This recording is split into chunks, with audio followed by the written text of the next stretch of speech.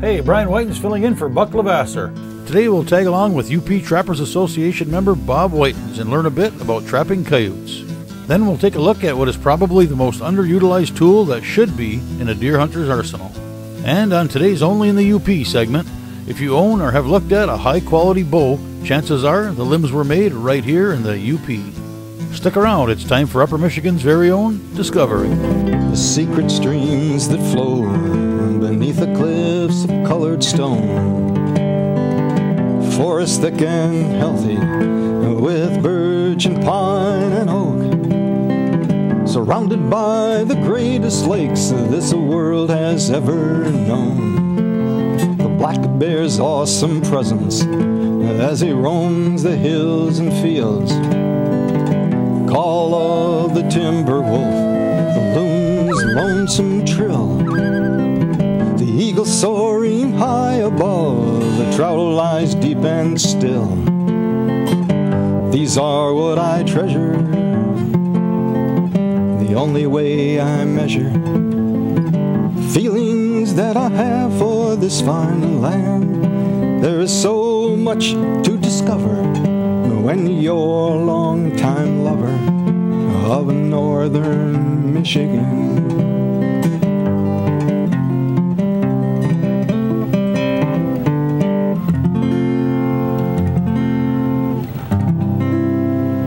Today's show is brought to you by Hiawatha Log Homes, building dreams one home at a time, and Wendrick's Truss, keeping the UP covered since 1975.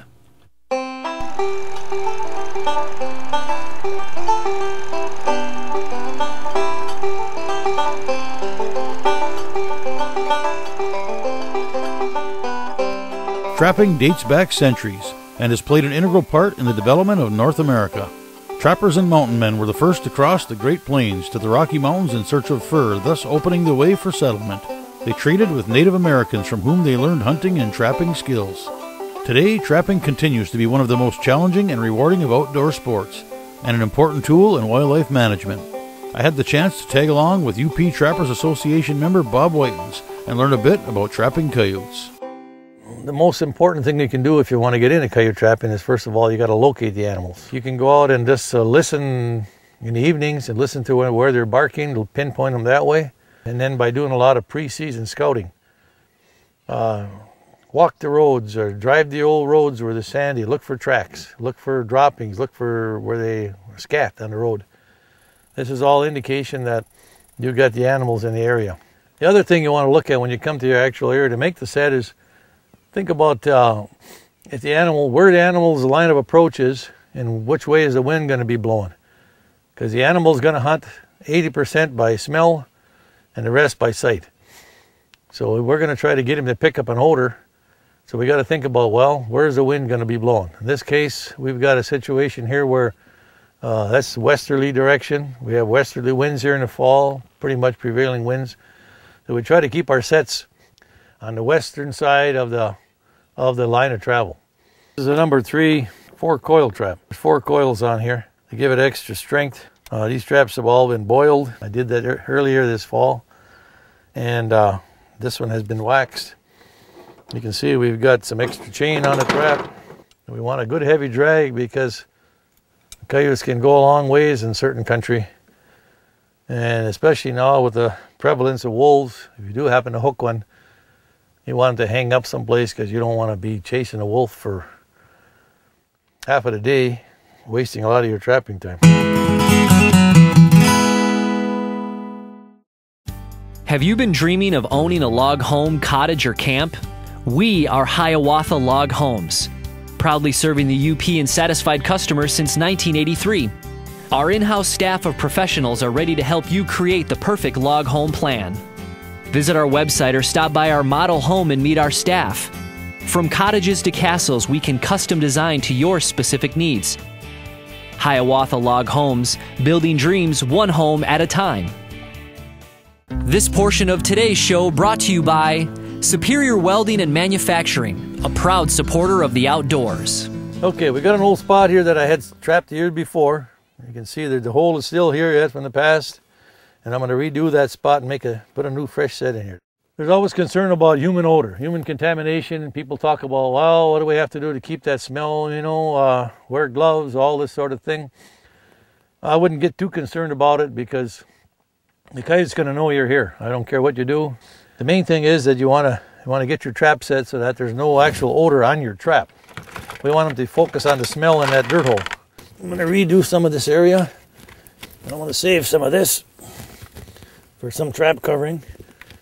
Now this particular set here is what we have to call a step down dirt hole, where we have an actual real deep depression in the ground. And the purpose for that is that we want the animal to really focus on that hole, and when he does that, he's going to have to put his foot down in the trap. The trap has to be located and bedded, so that trap is not going to move. It's got to be a nice solid bed in here. And I'm going to put a little bit of soft dirt here. The trap is going to be set right where my palm of my hand is here, just off to the right here, about 8 inches or so off the mouth of that hole. Now, to keep the dirt from getting under the trap pan, this is called fiber fill. You can get it in Walmart any place, called fiber fill. It's light, it's fluffy, and it won't absorb moisture. So even if it gets wet, it still stays puffy in there. That's just to keep the dirt from getting under there and obstructing that trap. So when we set the trap here, some people might have trouble with these traps. They're a little tough. I use my knee to hold one down here. There's the dog situation. You can see how we set that. Get that right in order here. Okay. There. We get our trap set. We want to make sure that everything's level when the trap is set. The pad isn't sticking up in the air. And we have a nice crisp latch on that trap. So when the animal steps on that, it's going all at once. The trap is going in right here. Again, we try to get it about that location. Now you notice if I just put the trap there, it would be tippy. So we can't have that. That trap has to be set so that it's nice and solid. So we're going to put some soft dirt under the springs and twist that trap in there nice and stiff. Put a lot of pressure down on it. Get some underneath here. Pack the dirt in around that trap. And don't be satisfied until that trap is solid right there. When I'm happy that that trap is nice and solid, then I'm going to put some more dirt around here. Pack it in. We want to try to keep a kind of a packed surface here so there's no soft dirt. The only soft dirt's going to be right where that pan is. Now what I like to do is get a little stick.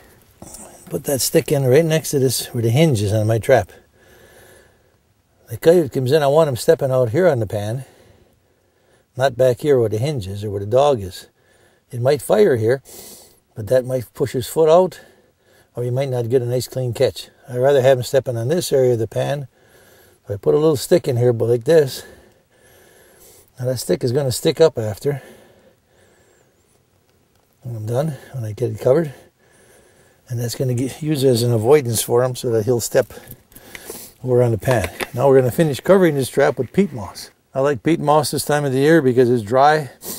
If we get some rain, it's not going to be a problem. The trap will still work. Just plain sand that we're trapping in here has a tendency to get heavy when it rains. So we're just going to sprinkle a little peat moss on here, much as we need. I use this little foam thing here just to kind of level this out. You don't want to use your finger on this because I've cut my finger in a few traps. It's not much fun. See, so I got a location right here where I want that animal to step. Now if he comes in here and he tries to put his nose in that hole to smell what's in there, he's got to put his feet down. He might put his foot here, but usually if you watch a dog, both front feet are out right next to his nose when he's looking. So he's going to have a foot here and a foot here. So you could put that trap on either side. Now we're going to finish dressing this set up a little bit. Now again, people say, well, you got that drag laying there, that chain. Coyotes are going to see that. We're going to hide it a little bit here, really close to the set, up in the back here. We're not going to worry about it too much because I don't think the coyotes are too afraid of something that looks like a piece of metal. I'm going to put a little bit of natural sand on top of that peat moss just so in case it gets dry, it doesn't blow away in the wind. This is just a little bit of natural sand that I had here in the sifter. We've got a pretty good looking set made up here. Now we come to actually baiting the trap and getting them to come in. One thing I don't want the smell of bait on that trap. Because if there's an odor on that trap, and some of this bait that I'm using has got a lot of odor, if that would be on the trap, he could smell it through that dirt, and then he'd start digging. And you don't want coyotes digging at your set. You want them walking on your set. If they start scratching and digging, you're going to get a toe catch. You'll flip that trap over and see what's under there, and you'll have misses. So this stuff here is, well, it's a secret recipe. I can't really tell you what that is. It's my own concoction, but it's a bobcat-based bait that I make up. It's buried for 3 months, and a bunch of secret additives gone in it to make it good. And it's preserved with a preservative.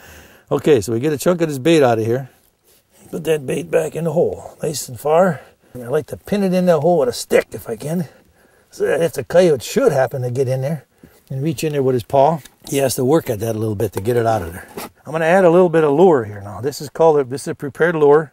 It's a gland lure. This is to give it a little more of a coyote smell around here. More or less like a fear reducer. We're going to take a little gob of that, and we're going to try to get that right on the upper side of the hole in there.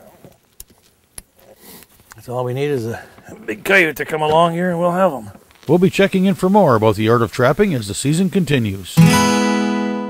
Don't miss the Woodtick Music Festival in Hermansville, Michigan. 4 days of great bluegrass, country, folk, blues, and rock and roll. Over 25 bands. Fun for the entire family. Carry-ins welcome. Kids 12 and under free. Buy your tickets and campsites and find out everything you need to know online at woodtickfestival.com. That's woodtickfestival.com. The Woodtick Music Festival in Hermansville, Michigan.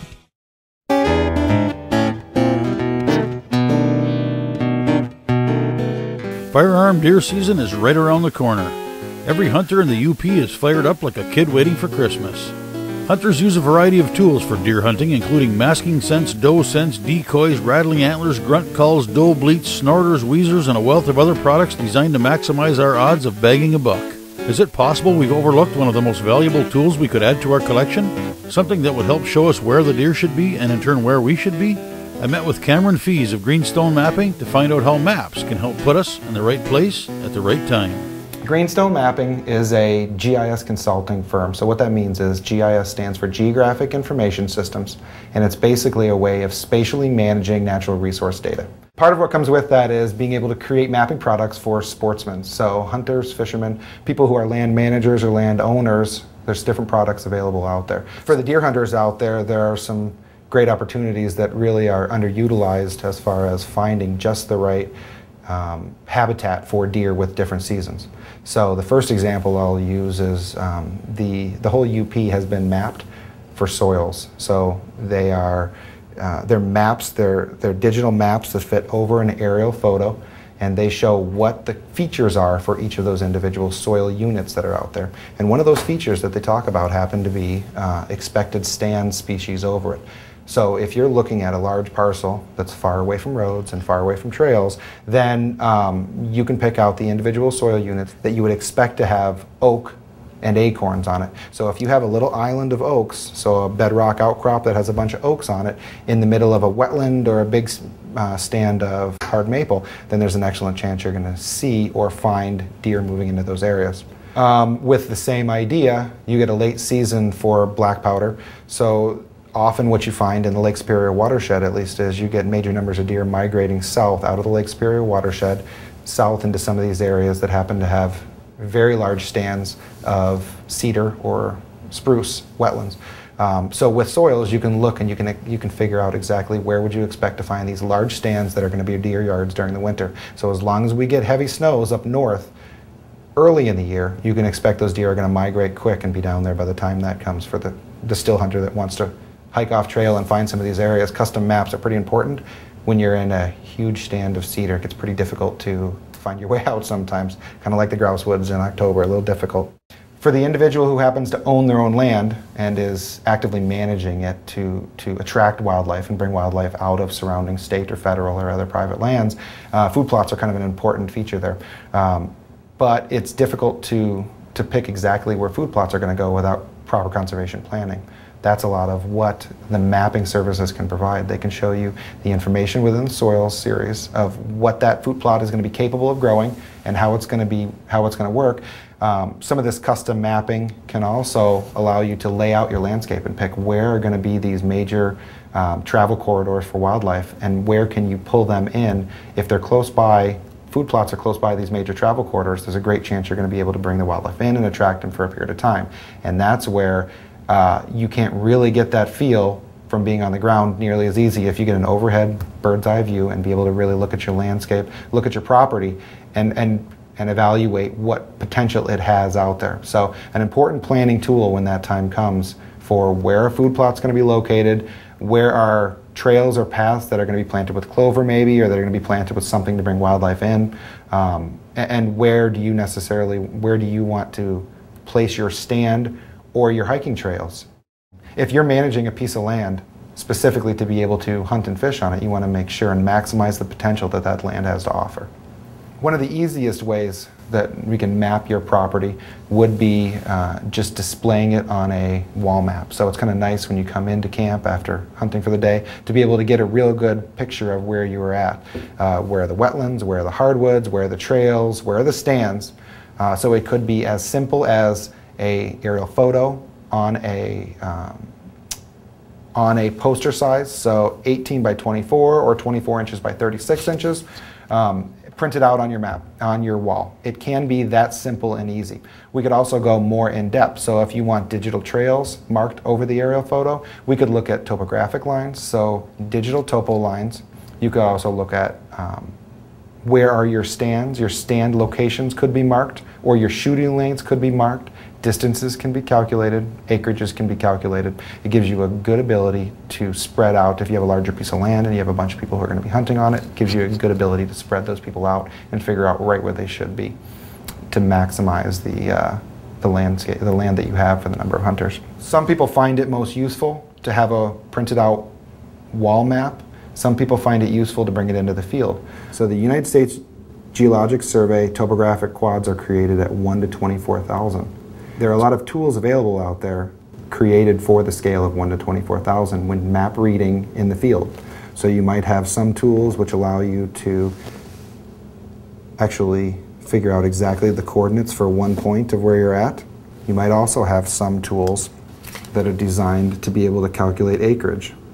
So you might say that stand of oak is going to be 48 acres based on the tools. These tools have been created for that scale. The format could be a book format, so you have a large area that can then be thrown in a backpack, and wherever you go, it goes with you.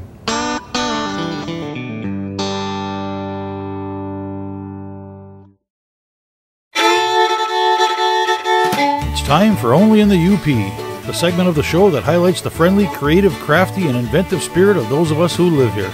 It's about that stuff that makes the UP the greatest place on earth to live. Regardless of what brand of bow or crossbow you hunt with, they all have one thing in common. They all have limbs, and many of these limbs have something in common. They're made right here in the UP. I visited with Dave and Sharon Barnsdale at their shop in Iron Mountain to find out more. Basically what we do here is we build bow limbs for other manufacturers, and that would encompass about 95% of my business. The other 5% I build custom bows. I build a Classic X. It's a shoot-through bow. So it has 4 cables and you actually shoot the arrow through the cables. And that eliminates the cable guard and you get a little bit more efficiency out of it and stuff. Now I've started building limbs for Elite Archery, our major manufacturer that we make limbs for.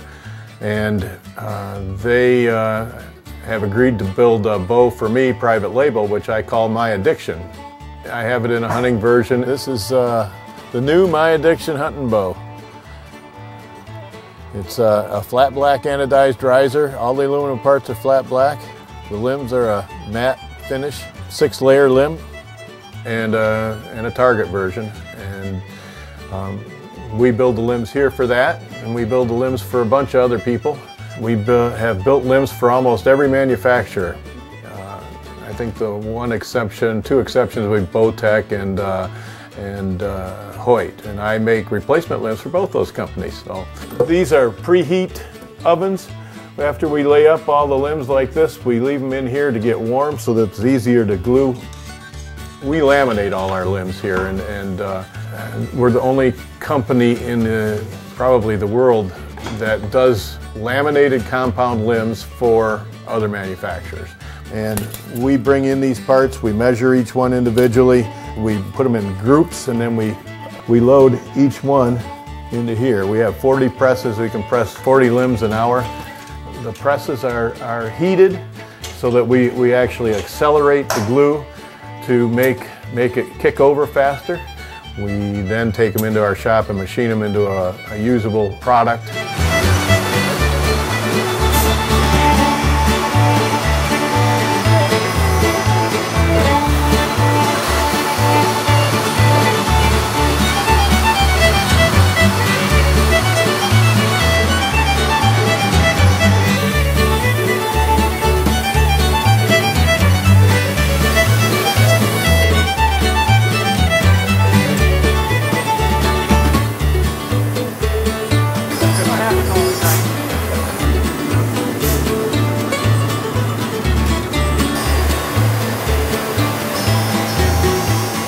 Last thing, my wife and I, we buff them, deflect them, put them into matched pairs, and then we engrave them, and then we package them and ship them.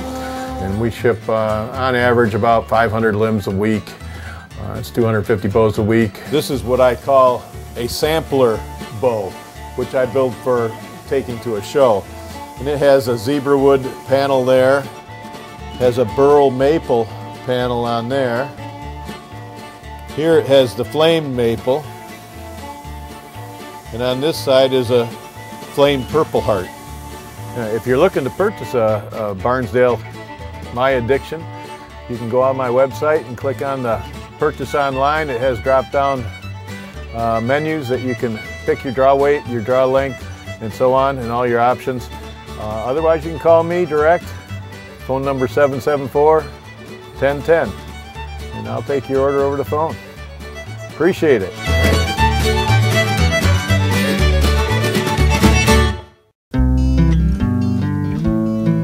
Well, that's it for today.